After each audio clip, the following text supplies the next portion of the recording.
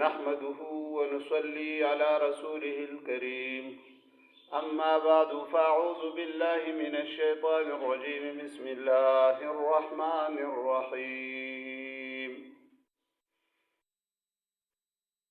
قال الله تبارك وتعالى في كلامه المجيد والفرقانه الحميد قد أفلح من تزكى وذكر اسم ربه فصلى بل تؤثرون الحياة الدنيا والآخرة خير وأبقى إن هذا لفي الصحف الأولى صحف إبراهيم وموسى. وقال النبي صلى الله عليه وسلم الكيس من دان نفسه وعمل لما بعد الموت والعاجز من أتبع نفسه هواها وتمنى على الله. صدق الله العظيم وصدق رسوله النبي الكريم ونحن على ذلك لمن الشاهدين والشاكرين والحمد لله رب العالمين. ناظرین کرام، عزتمند مسلمانانو، د رمضان المبارک اخیری عشره هغه خپل اخیری مراحلو کې داخله شوه.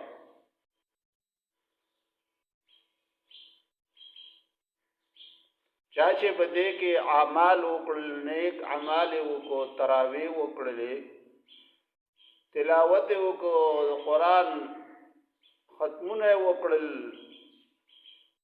صلات تسبیح وکړو، هغوی باندې هغه وخت تیر شو. او چا چې په دې میاشت کې خوبونه وکړل او په لهو لعب کې په فضولو سیزونو کې خپل ټیم تیر کړ، په هغوی باندې وخت تیر شو. عزتمند مسلمانانو، اوس یوې بلې نوې خبرې درازو. نوې خو نه ده، خو به هر کې د مسلمان دپاره ډېره د پریشانۍ د سوچ او فکر خبره ده. نبی اکرم صلی الله علیه وآلہ وسلم حدیث مبارک شیخ الحدیث حضرت مولانا زکریا صاحب دامت برکاتہم نور اللہ مرقدہ، هغوی په خپل کتاب فضائل اعمال کې لیکلي دي چې نبی اکرم صلی الله علیه وآلہ وسلم یو ځلې منبر ته تشریف وړو، ختلو، او چې کله یې په دې پیله پوړی باندې قدم کېښود، نو نبی اکرم صلی الله علیه وآلہ وسلم وفرمیل آمین. بیا آمین، په درېیمه پوړی آمین. حضرات صحابه کرام رضوان الله تعالی علیهم اجمعین چې پوښتنه کوي، ای د الله رسوله صلی الله علیه وسلم، تاسو نن یو داسې عمل وکړو چې هغه مخکې تاسو نه دی کړی، څه وجه ده؟ مونږ ته لږ بیان وکړئ. نبی اکرم صلی الله علیه وآلہ وسلم ورته فرمایي چې په دغه ټیم باندې حضرت جبریل امین علیه السلام راغی او ما ته وفرمایل چې هلاک دي شي هغه خلک چې په هغوی باندې د رمضان المبارک په شان میاشت راشي او په هغوی کې د هغوی مغفرت ونشي.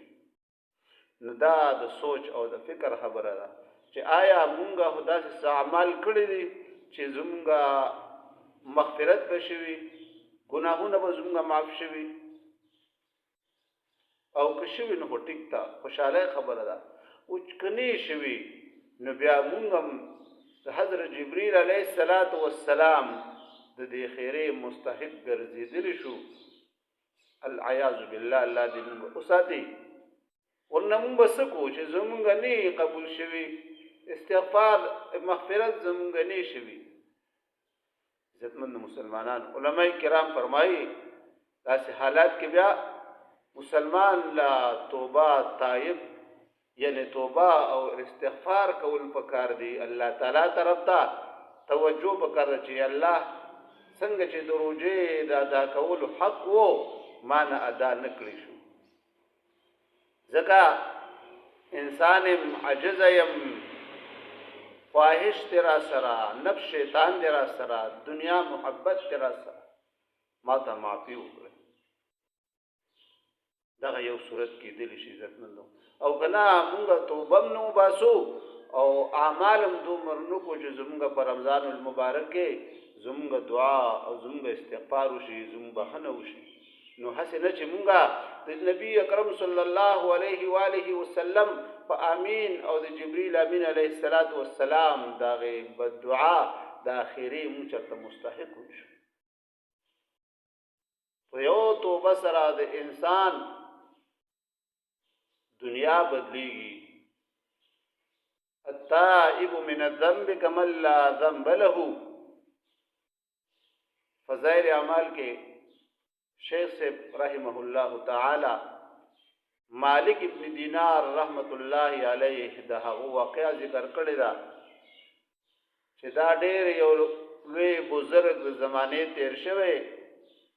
کتابونو کې د واقعات ذکر دي، هغوی دا واقعا هم لیکلی دا د مالک ابن دینار رحمت الله علیه چې ستا د دنیا څنګه بدل شوی و. مالک ابن دینار رحمت الله علیه فرمایي چې زه یو ځل بازار ته لاړم، ما یو وینځه واغستله او د وینځې نه الله رب العزت مال نارینه زنانه اولاد راکړ. د هغې زنانه اولاد سره زما ډېر زیات محبت و. د 2 کالو په عمر کې الله رب العزت په زمانه هغه واغستله. زه به د هغې په محبت کې د هغې فراق کې به زه ډېر زیات پریشانه. د هغې پریشانۍ په حالات کې زه یو ځلې وده شومه، یو خوب یو منزل بیان کړی دی، ډېر لوی اوږد منزل مختصر وی چې زه وده شومه نو ما یو منظر مې ولیده چې د قبر د قیامت ورځ ده او د قبرونو نه خلک راپاسي. نو په هغې کې اچانک ما یو اژدها ولیدله چې هغه ډېره لوی اژدها ده او زما پسې لګېدلې ده. زه حیرانه شوم چې اژدها زما پسې لګېدلې ده. ځان له مې د بچو د فارزان نه سلار کتله، خو چې زه په کومه تلمه منډه مې ته وهله نو اژدها به زما پسې راتله. په دې دوران کې وي ماله یو کمزورې سړی مهله راغی چې ډېر کمزورې و، ښکلې سپینو کپړو کې ولاړو. ما هغه ته درخواست وکړو چې دا اژدها زما نه لرې کړه. هغه راته وویل چې زه کمزور یم او زما په دې اژدها باندې زما وس نه راځي، ته لاړ شه مخکې لاړ شه، هلته یو محل دی په هغې کې د مسلمانانو امانتونه پراته دي. مالک ابن دینار رحمت الله علیه فرمایي چې زه لاړم په روان یم، اژدها راپسې را روانه ده. زه یو هغې ځای ته ورسېدم، یو محل په هغې کې بلهانې دي جوړې شوي دي. ما اواز وکړو چې زما امانت څه شو؟ هلته ماشومان راووتل، په هغې کې ما ولیدل زما هغه ماشومه چې کومه مړه شوې وه ما هغه هم ولیده. ما هغې ته اواز وکړو، هغه ما له راله. ما د هغې نه د اژدها نه د بچ کېدو ما هغې ته ووایي چې اژدها راپسې را روانه ده، ما د دې نه بچ کا، ومې نه خورې. وی زما هغې بچی بار ته ووته چغې کړې اژدها لاړه. ما د هغې نه تپوس وکړه چې بچی دا اژده دا څه و؟ دا خو ډېره لویه اژدها وه. وی ما ورته منزل بیان کړ چې ما مخکې د دې نه یو بوډا بابا ته ووایي چې دا اژدها نه ما دغه که زما مدد وکړه. هغې بوډا ما ته ووایي چې زه طاقت نشم لرلی. نو هغې لورې ما ته ووایي چې دغه بوډا دا ستا نیک عمل دی او دا اژدها چې دا دومره مضبوطه پهلوانه دا ستا بد عمل دی. وی بیا راته دا آیات ووایي الم یأن للذین آمنوا ان تخشع قلوبهم لذکر الله.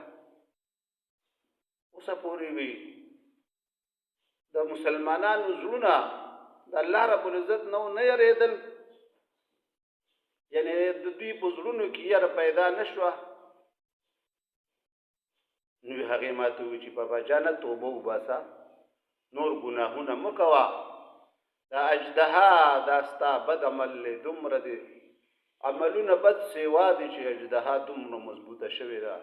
او دا بوډا بابا چې دی دا ستا نیک عمل دی، نیک عمل ته ستا توجه نشته دی، نو په دې وجه باندې دا کمزورې دی.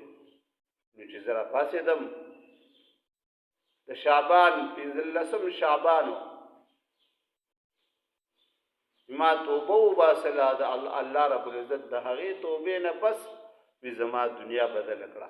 خبرې مقصد مې دا د عزتمند مسلمانانو چې رمضان المبارک دا په تېرېدو دی او مونږ په دې کې هغه اعمال ونه کړل کوم چې هغه کول پکار و چې په هغې سره الله رب العزت زمونږ بهنه وکړي. نو هسې نه چې مونږ د دغې بددعا او د جبریل امین علیه السلام د هغې بددعا مونږ چرته مصداق جوړ نه شو. نو موږ له پکار دی چې مونږ توبه وباسو، الله رب العزت ته توبه وباسو. یا ایها الذین آمنوا توبوا الی الله توبة نصوحا، توبه نصوحه وباسو. یعنی توبه نصوحه داسې چې آینده دپاره بیا زمونږ نه بد عمل ونه شي، په خپلو ګناه باندې مونږ نادمه شو. الله رب العزت دې موږ له دې باندې د عمل کولو توفیق راکړي. ربنا تقبل منا إنك أنت السميع العليم وتب علينا إنك أنت التواب الرحيم وصلى الله تعالى على خير خلقه.